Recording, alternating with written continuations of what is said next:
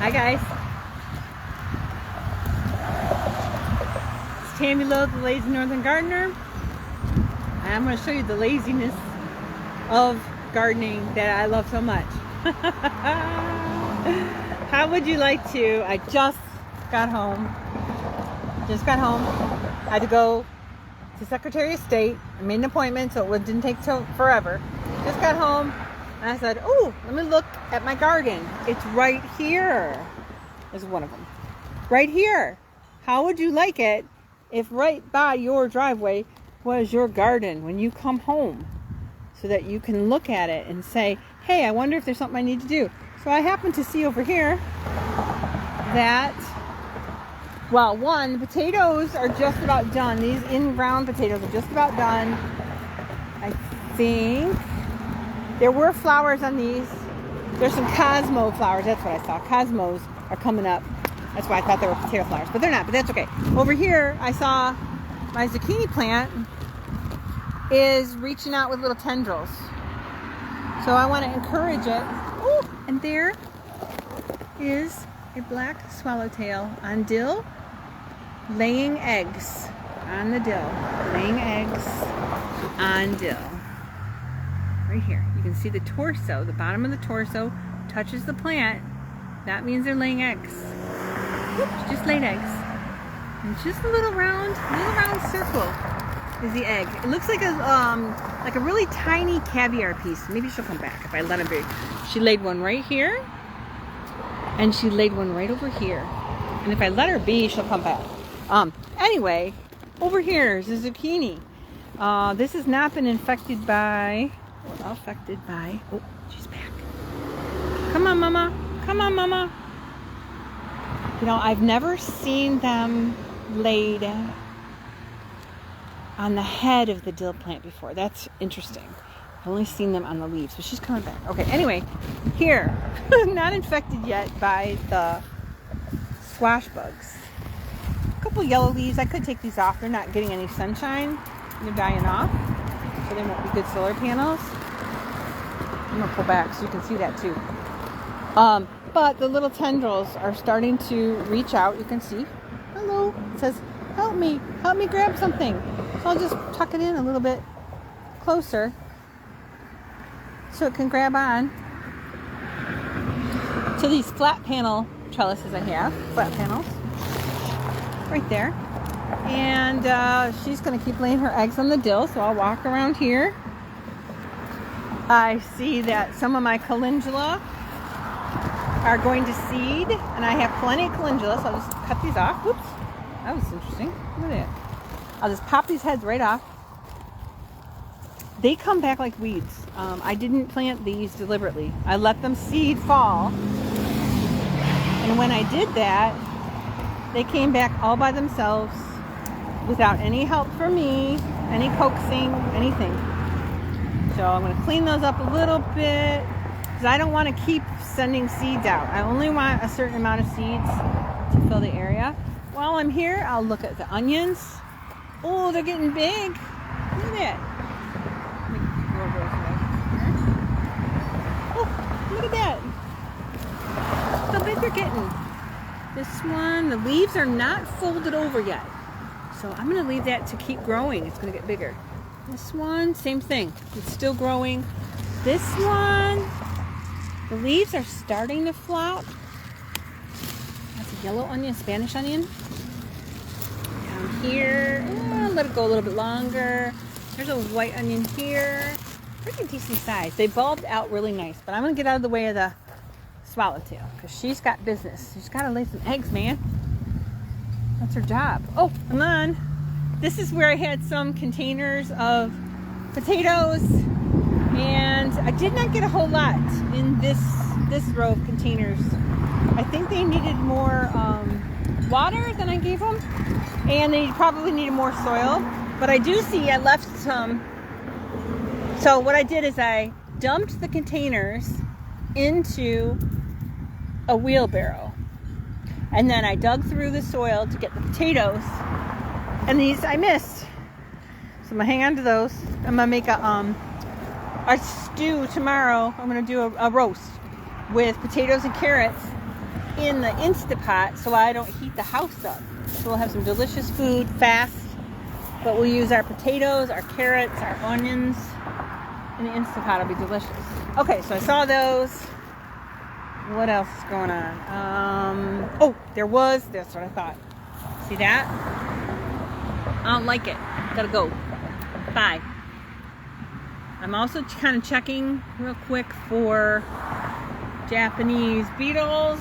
Not really seeing any. I popped some zinnias just in the middles here, just for some color. It's really green here. I like color. And then there's a volunteer sunflower. It's been blown over by the wind, but it's still growing. Sunflowers are very, very resilient, so it's going to keep growing upward this way. I think this is the red kind of sunflower. And then these were the spring bulbs that bloomed. They're all done. I think I need to take them out of the pots and store them somewhere cooler and dry until next year. Well, until the fall. And then I can repot them into the containers, or I could put them in the ground in the fall. All right, so those potatoes were just sticking out. That's why I saw them. All right, so I'm just looking real quick. Hummingbird fountain filled up really well from the rain. I had emptied it the other day. And, well, when the sun is out, the solar panel, when it's plugged in and the sun is out, the solar panel makes the fountain go. And hummingbirds are attracted to moving water. So I'll just plug this baby back in here. And of course it's cloudy right now, so I can't show you. Alright. Just tuck that all back in here. Under the oregano. Don't need to see that. Just tuck it in here. Put that back here. Now it's plugged in. I was like, why isn't that working? Well, duh. If I don't plug it in. See, I unplug it to fill it or to dump it because I don't want the motor running when there's nothing going on. So we'll have to come back to it when there's some sun. Okay, tomatoes. I got flowers. I got little tomatoes. I got some bigger tomatoes. These are early girls. And some more onions here. They're bulbing. There's some red onions in there, but not quite ready yet. Let's look over here. Oh, yeah. Look at those. Those are early girls. Woo, baby. They are happy. This year, I have been using these clips. These little white clips, clear clips, which is nice because they give you a little bit of room for the stem to wiggle and for the stem to get larger. But this is how you pollinate your tomatoes too, is you shake them.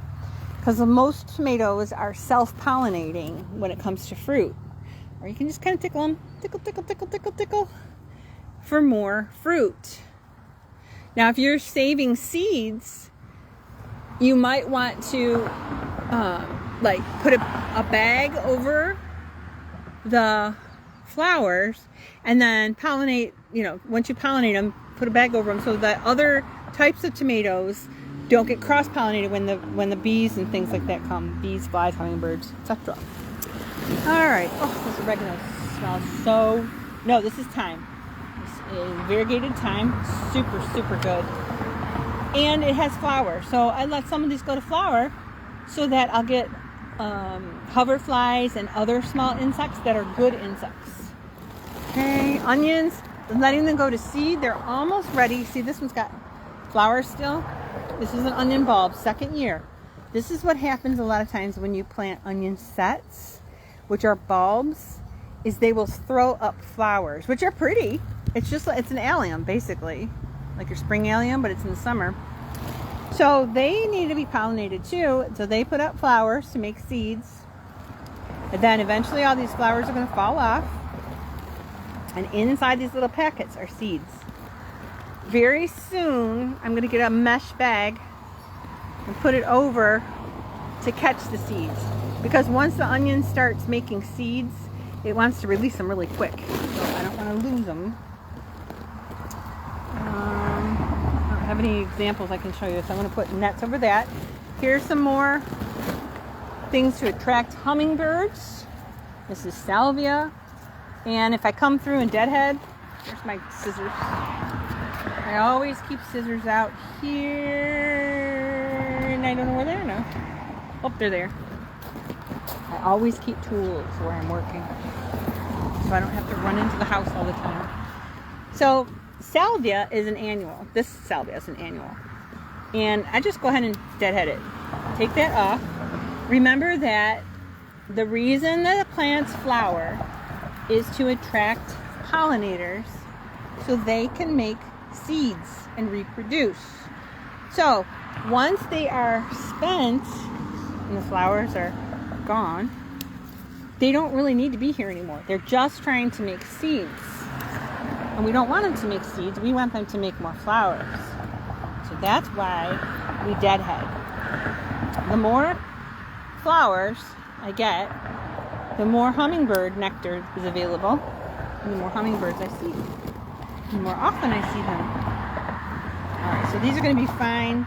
They've got those tubular flowers that the hummingbirds love to come to and get the nectar from. Oh, got more onions up here. Gotta net those up. I don't want random onion seeds everywhere. Got some tomatoes up here. I'm gonna need to decide what I'm keeping and what I'm not. I've already gone through a little bit on the bottoms, and I've trimmed off about like the first foot and a half of stems so that I just have main branches. Look how thick these branches are. Branches get thicker, and that goes for any branches of trees, branches of shrubs. They get thicker as they get longer, and so you want to make sure that whatever you're tying them with and securing them with can handle the width of really. Here I think I got about all of that. Some more. If I needed more time, I just come out here. Get it?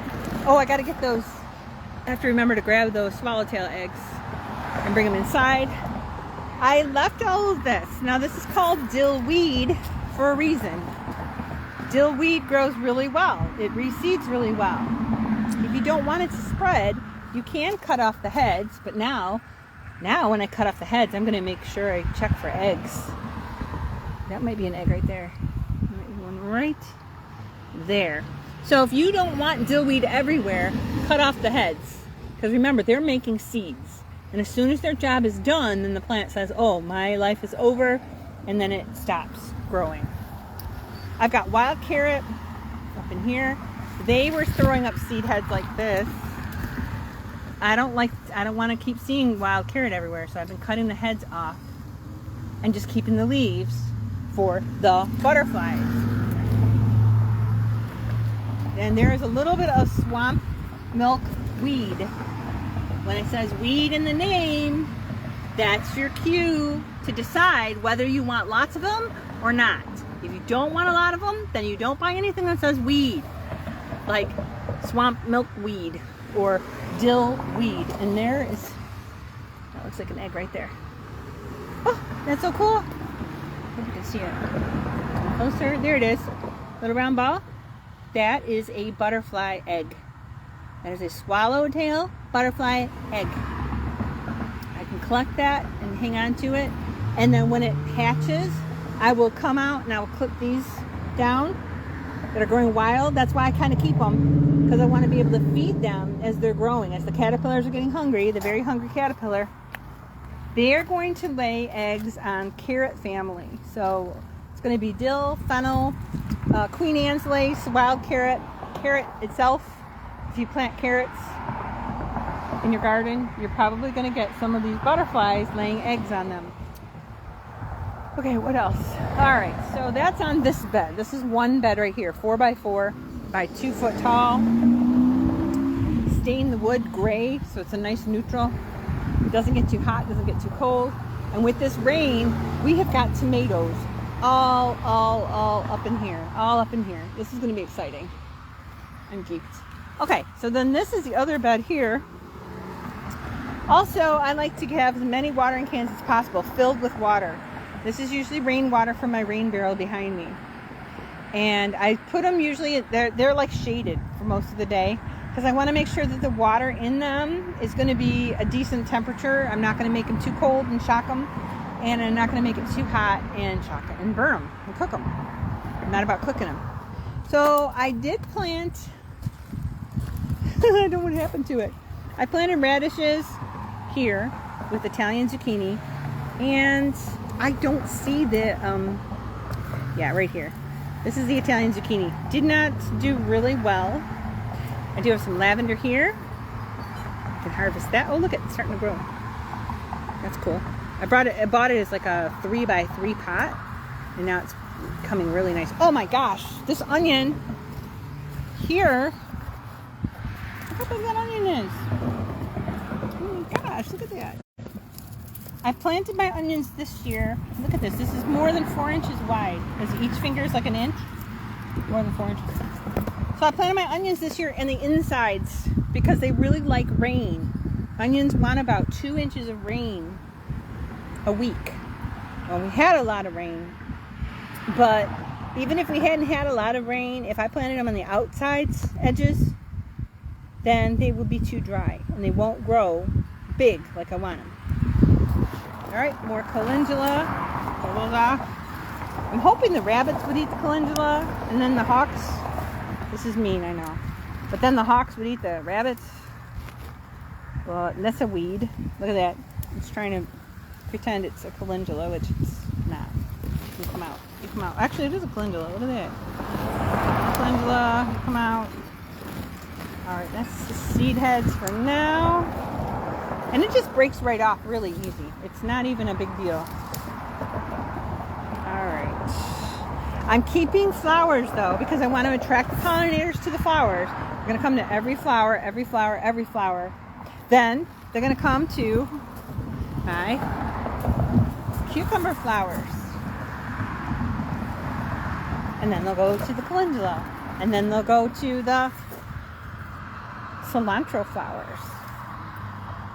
That's growing. I'm letting that go to seed.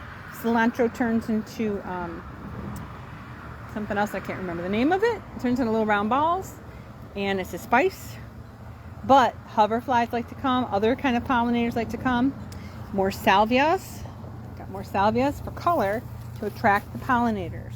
Attracting pollinators. When you attract the pollinators, you get good fruit. You get good fruit. This is going to be just fine. It's not misshapen. This is called China Jade Cucumber. I have more flowers there. That attracts the pollinators that are flying by. Right? Just like the tomato flowers up there would attract them. Although they don't need it. They can use the wind or the moving around.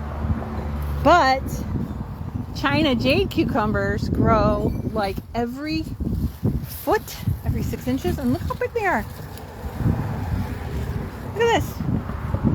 They're huge. I love them. I love them. This is the first year I've grown them, and I will grow them every year. They are very, very happy plants. China Jade seems to just want to grow. And look at, there's more flowers here. So there was one down here I already took. So there's this one here.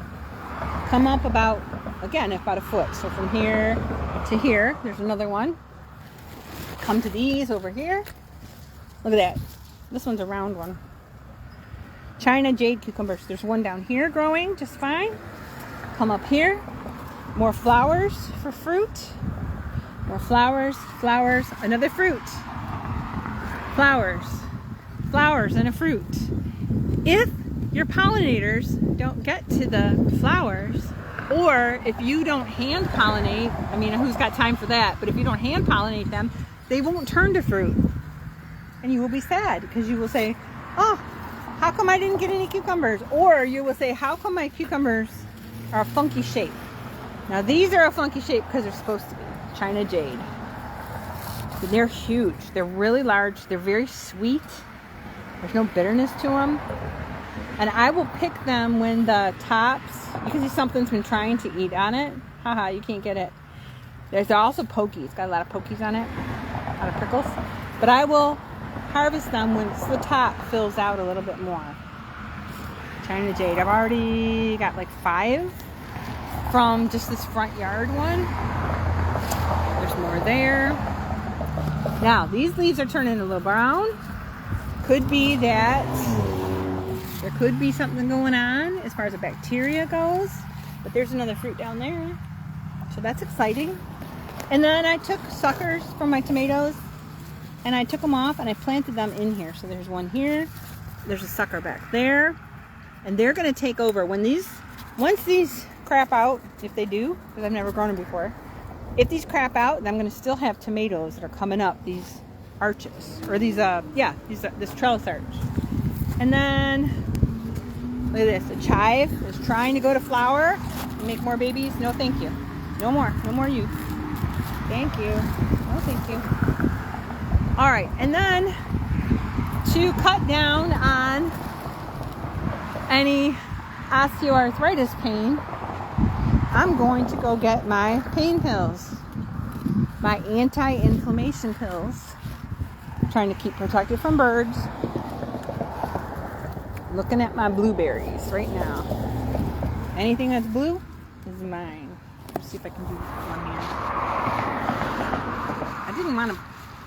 I wanted to just put them in this little napkin I got.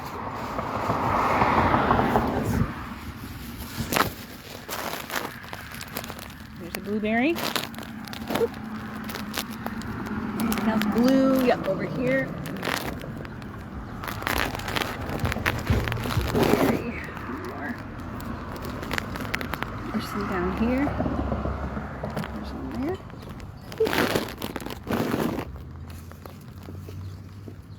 Boop.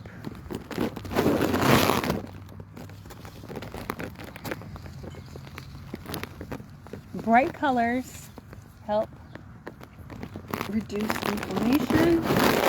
I should have trimmed this one, that's okay. So I want to get as many bright color things in that I like to keep inflammation down and pain lessened. So my patio blueberries are doing a good job for me. I have, I don't know, about 8 or 10 a day that I can pick right off of the bush. I couldn't pop them right in my mouth, but I want to show you how many I got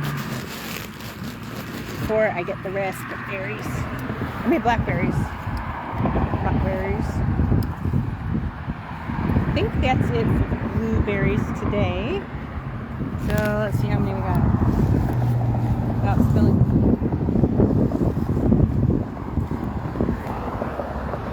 Oh, that's a good size. That's a good amount. Good enough for me. And now I'll get the blackberries so I can put them in the freezer. An ant on me, that's gross. It's funny, my husband makes fun of me because I'm not in love with bugs. Except butterflies. Butterflies and caterpillars are okay, but not other ones. So if there's an ant, I have a hard time with that. Ants. Here. Make room for the blackberries. Go with my phone. I can show you. I got a white shirt on today, otherwise I'd just tuck them right in my shirt. So I'm not doing that today. I didn't bring any bowl with me. Remember, I came from my car. I just right by the driveway. When you have a garden right by the driveway, right, activity, it tends to keep the critters out a little bit more. Go on, hoverfly. Because there's a lot of activity and they get scared away. So don't put your gardens far, far, far from the house, or you're going to have more critter pressure. Uh-oh, what'd I do? There. Uh-oh. I don't want any stickers. There. No critter pressure. We don't want that. Covering up. And I see some good dark ones over here. Oh yeah. Oh, that one's a half. That one's still working on it. I'll take that one. Yes, there's a lot of cars. I have a lot of shrubbery. I'll take that one anyway. A lot of shrubbery between me and the cars. They can't necessarily see what I'm doing, but that's okay. They don't need to.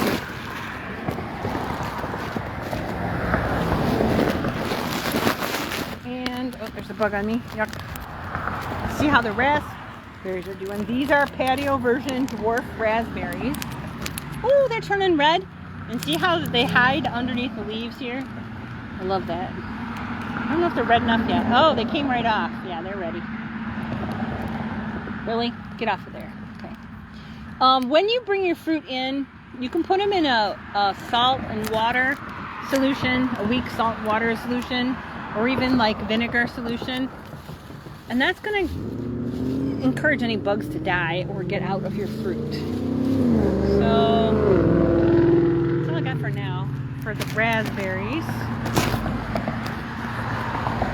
And the blackberries, that's enough for now.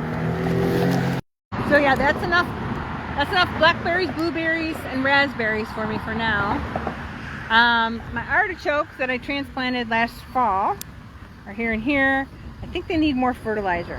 So I'm going to see about getting more duck butt water and using that for fertilizer, because I don't see that they're growing taller. I see lots of new leaves continuing to form, but I don't see them getting taller. And then these are potatoes that are volunteers. I planted these like 2 years ago, and apparently I didn't get all of them, so there's still some in the soil and they're just voluntarily growing, which is fine. And milkweed. Milkweed, remember, is a weed. It says weed in the name. If you don't want them everywhere, don't plant them. Milkweed will grow everywhere. These are common milkweed. They are more rude. Well, I don't know. I was going to say they're more rude than swamp milkweed, but they're pretty rude too. Milkweed is so easy to take care of though, or to pull out, but they do spread by roots. So I'm going to check first for eggs. Eggs. I have a caterpillar and an egg inside. All right, no eggs on here, so I'm going to pull this one just to show you. Watch. Bam. Super easy. And if there were anything left on there, if I was like, oh, I'm not sure, I'll just set it down. The caterpillars can still eat that, and when this dries out, they can come to another one if they want to. Another thing that's super spreadable, grapevines. Be careful. Be careful, be careful. These all also get blown by the west winds this way, sideways, but that's okay. Let's see what else is going on over here. Forsythia, it doesn't have a lot of sunshine. I think it needs more sunshine, but that's okay. And this is where the hummingbird vine is. Lilac, it already bloomed and left. Nine bark, spirea. This is Joe Pieweed, the big size. These are natives. They do spread too. To me, that's a good thing because I like them. They give some good structure and privacy. There's two hummingbirds just came by. They give some structure and privacy to our yard. They die all the way back in the wintertime. So I just cut them down in the spring to the ground, and then they come up again. And because it's a native, the bugs love it. Okay? And because it's a native, you get more of them. That's the trade-off. You got to think about that when you're going to plant natives. You're going to get more of them because they love to grow here. So this is the regular Joe Pieweed. It is, gosh, it's, I'm at this level. My nose is at this level. So it's got to be, what, 6-7 foot tall right now? But look at it, it's got good movement in the wind. But you also can see how the bugs like it. Oh, I can't zoom. Where am I? What is going on? Why is it not doing it? All right, if I could zoom in, you would see holes on these leaves. That's normal because it's a native. If you don't see holes on your leaves, then the bugs aren't eating it. I'm not concerned. That's what natives do. Here is a 9-bark, and it's a crimson color for a little bit of drama, a little bit of color. That's also a native, a 9-bark. 9-bark natives. So when you have natives, they like it. They're gonna grow everywhere. I want to do a video that says like plant natives, they said. It'll be fun, they said. Over here, this striped grass, the tall one, that's pampas grass. I gotta get rid of it because it's blown in from somewhere else. And there's the hummingbird over there, right there. It's the hummingbird over here. Oh, and there's a hummingbird here. The bird bath, it's over there now. Up in the tree, it's watching me now to see what I do. I wish I could zoom in on it for you. I don't know why I can't zoom now. Kind of annoying. Alright, so these are natives and they're very large and they're like shrubs, but they're better because they provide food for wildlife. And this is what you want to see. You want to see food for wildlife because you want to see the wildlife. You want to see the hummingbird going to the bee balm. Now this bee balm is not a native bee balm. It is a hybrid bee balm, but they love it. They love it. So that's why I plant it. And right above the bee balm is some swamp milkweed. This can be invasive. It can be rude, not invasive, but it can be rude because it has weed in the name. So if you're not sure what you want to plant, don't find plants that say weed on them because you might end up with a headache. Now there's some native bee balm here, the purple, that spreads really well, really easily. And I have some over on this other garden, on the other side of the vegetable garden here. They come to that. I have some more Jacob Klein bee balm right by our window because I want to see hummingbirds. And I can see now that there's a lot of flower petals at the top of it. I have to deadhead because we need more nectar. And they can't get the nectar if there's no flower petals. So I have to do that. Alright, I'm going to move forward. Oh, I thought I saw the hummingbird in the tree. Oh, this is sadness. These are thistle. They have flowers. The flowers are already popping out. I gotta rip it out very shortly. Behind the thistle is witch hazel. I don't know why I bought it, but I think witch hazel is an astringent, so apparently that's why I planted it. I have some witch hazel there. Oh, and they flower, yellow flowers in the wintertime. And I have a stand over there that's witch hazel, just in case we need it. I don't know what for, but we'll figure it out, I guess. Lenten rose is still blooming because it's confused. Now, I said about natives. See these big leaves? It's natives. I didn't plant it here. I planted it where those stalks are. These giant stalks. They throw up a little yellow flower at the very top. You can see the big leaves over here. Big, big, big, big leaves. Those are natives. They like to grow everywhere. So they decided to grow here.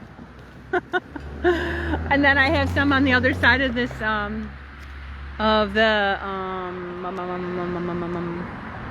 have it on the other side of these shrubs. Also, just giant leaves. This is a native. So my husband hasn't asked if he should rip it out yet, but I don't want him to yet. This here is a native that I planted and I don't remember what it was, and there's the hummingbird. Whee! I saved the labels and I have to look it up and see what I planted, or take a picture of it and use picture this. That'll work. So then on the behind the witch hazel is another lilac shrub for spring blooms. Here is a blue point juniper, which is all the junipers in the front that I have, so it looks tidy out front. And then behind, let's see, behind the native bee balm here is chokeberry. This actually will form a hedge if I let it.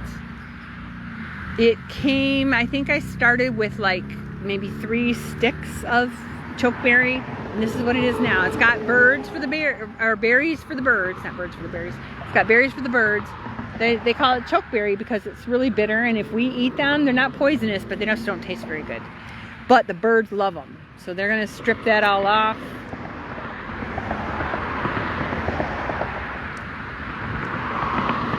getting mad. They're like, what is she standing here for? That's okay. And then over here is deciduous holly. This also has berries that turn red.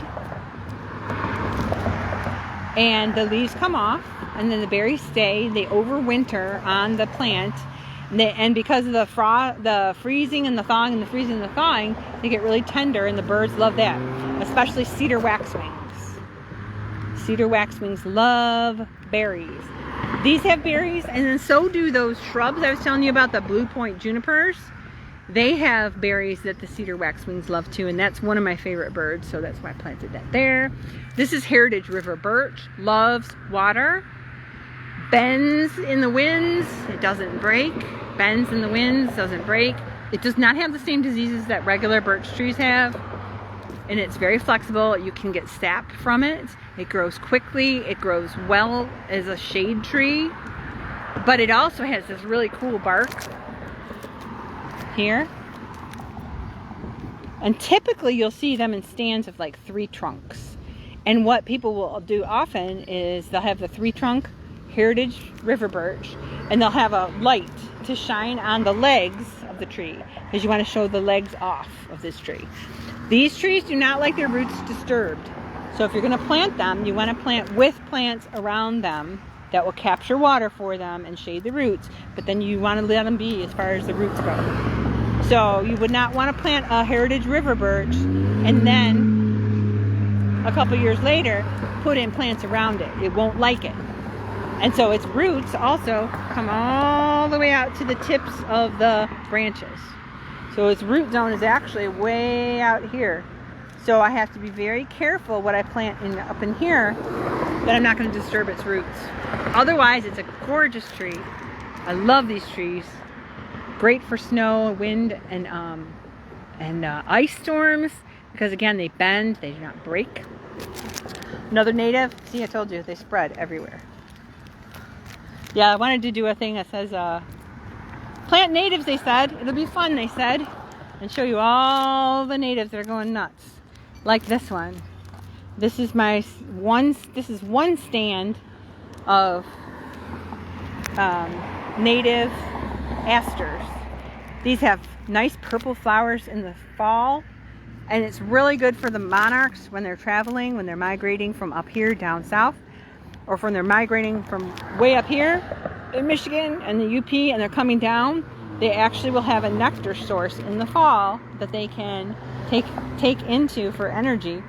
But again, I had this, and it was like this big when I first planted it. Very small. And it's taken over. I've divided it out a couple times. It comes all the way out to here.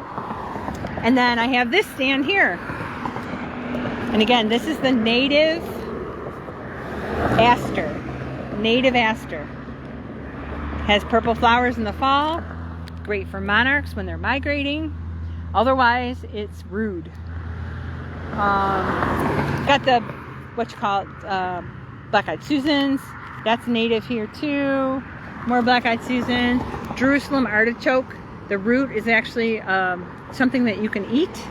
Haven't tried it yet. I imagine it's delicious. And then forsythia. I planted one stick of forsythia here, and one stick over there, and one stick over there. They were from Tractor Supply. They're just generic forsythia, but it's kind of being rude too. And every time it brings a branch down and touches the ground, it makes another tree, which could be good if you want to be thrifty. Not so good when you're trying to grow other things in here. So it's kind of taken over too. But together, like this tree here is going to grow up to about there. The birch tree, heritage river birch. But it's also going to provide a little bit of shade for everything else. These shrubs are going to capture water for that and keep it shaded. And they're all happy. Everything is happy in here. These are rose campion. Rose campion will shoot their seeds out. See these little pods here? When they're ready, they actually spit them out. You can see the aster's gone up in here, And when I divide it out, because I need to divide it out again next spring, I probably will take several of them and put them up here. like up here, and just let them do their thing up here. As long as my husband doesn't run them over. We'll see. And then peeking out is a little bit of purple coneflower, also native. Here's some lamb's ear I brought from our suburban house. A weed I gotta pull. And then over here, these little guys. I just trimmed this tree because these little guys, it was all tree branches all up in here, and they were just poking their heads out. I said, oh, I feel so bad. So I just trimmed this tree. These kinds of trees, these Heritage River birches, I will trim them any time of year. To me, it doesn't matter, because the sap will start flowing a little bit, and it will get sticky, and it will just heal the wound just fine. This one was a stick also. I think 2 years ago it was just a stick. And it is probably 10 foot tall now, at least. But now they have some sunlight, so they can do their thing and shine. Gotta get rid of the thistle, obviously. Anyway, how would you like to do all this kind of gardening, or have these kinds of gardens available to you just from your driveway? You get out of your car, you come and you check your stuff, you pick some stuff for dinner, you bring it inside. You pick some berries, you bring them inside. You got kids, you want to show them nature, you pick some butterfly eggs and bring them inside. And let them see the nature, the miracle of life from the plants, from the butterflies, from the food that they can pick. Maybe you're cooking dinner in your kitchen, and you look outside and you're like, oh, I've got some red tomatoes. Hey kids, go get some of those red tomatoes for me. They grab them, they bring them in for you. You know? Or company's coming. Oh, kids, go get some cucumbers. They grab some cucumbers and bring them in. Kitchen gardens, raised kitchen garden beds are great to have as close to your kitchen as possible, as close to where you're actually doing things as possible. Like I said, you get a lot less critter damage and a lot less issues when it's close to you. Now, let's say I didn't have a whole lot of time, but I've seen that people are dealing with tomato worms, tomato hornworms. Maybe I would come out from my car, maybe I've only got 5 minutes to spare between here and the door. A lot of times I've got my purse with me, or my keys with me, I got them in my pocket, I got my purse over my shoulder, but I could easily walk around here. I could look for leaf damage, I could look for tomato hornworms, which I did not see any today. Not today. I haven't seen any yet, knock on wood. But I could look for them and take them off quickly. It wouldn't take long, because it's all right here for me. Having trellises is nice, because like here, this is shaded from the afternoon sun, the hot afternoon sun. It's all shaded. Over here, the cucumbers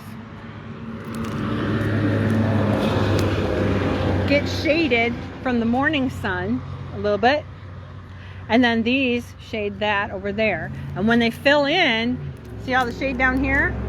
So when you're harvesting, you're not killing yourself in the heat. Oh, look at that, this one's got to go up. You can see when things are needing to be tended to. It doesn't take long. So if you only have like 5-minute breaks between the kids going to soccer or band or summer camps or whatever, you're waiting on them to get in the car. It'll be the time where you're like sitting here doing your garden stuff, and they're like, Mom, Dad, we gotta go. Oh, okay, sure, here, have a tomato. You hungry? Here's something for the road. You know, so these are good to have. Anyway, that's what I wanted to tell you about, is how easy it is to just have something right with you, right here. Okay, that's it. That's all I got. I gotta go in and finish my regular work. If you like the look of these kinds of gardens and you want a design made, I can design it for you. I can make it specifically to the height and dimensions that you want. And I have guidelines I use to make it a lot easier for you, because you don't need to reinvent the wheel. And you don't need to make it hard on yourself. So I know where to source the wood and the paint and the trellises and the flat panel arches and things like that. I can do all that for you. Just let me know. Love you guys. Bye.